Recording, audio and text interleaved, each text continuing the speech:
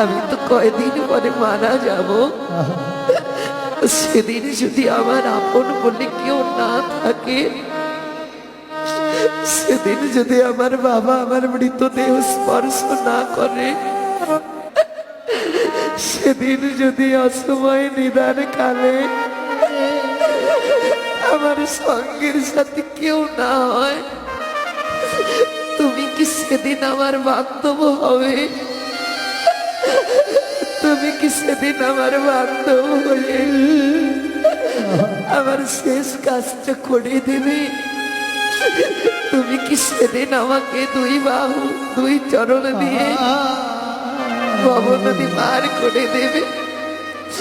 আজ তুমি চলে যাচ্ছ, চলে যাও। সেদিন জগতে আর আমার আপন বলে কেউ রবে না।